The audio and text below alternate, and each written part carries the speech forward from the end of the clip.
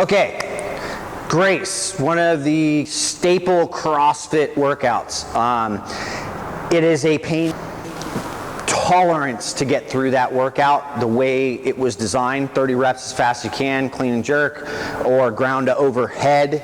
That said, there's going to be there are three things that stick out with me on this workout. One, grip. So that's going to be from the hand to the elbow, right?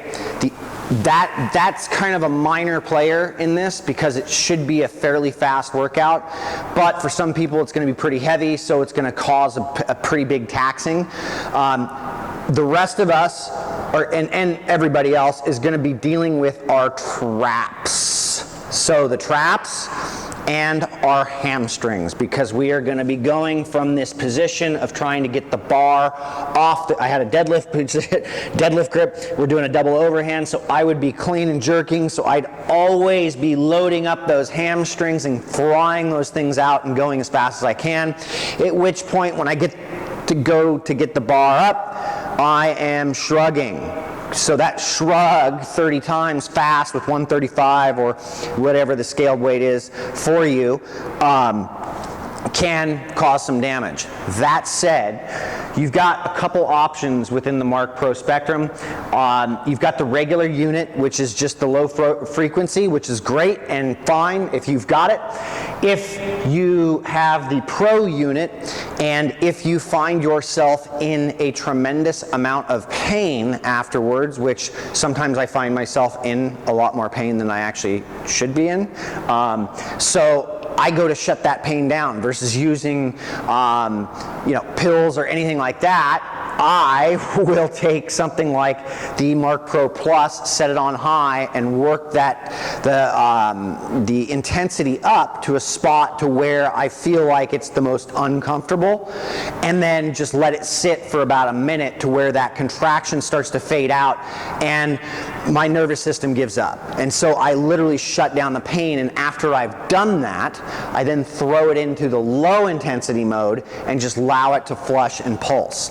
So take that into consideration as we would apply this method. So for one, I would start actually just with the grip portion of this. So with Katie, I'm just going to show you real quick. So we just find the bulky tissue on the forearms, right? Then we take the palm of the hand and we would set this up on both hands. I would turn on and we'd just get her to pumping and flushing. You feel that? Good enough? So set that 10 minutes maybe, tops. I don't think you need to do much more than 10 minutes here because you've got some other things to do. Moving from here, I will have Katie turn around for me, and we will move her hair so that we can show you the traps. So the traps are going to come down here, then you have the lower traps as well. I wouldn't be so worried with the lower traps as I would with the upper traps. So we're looking for the bulky tissue of the traps. Be conscious of the fact that you're going to have a pulsing unit on, and I am going to go for a double.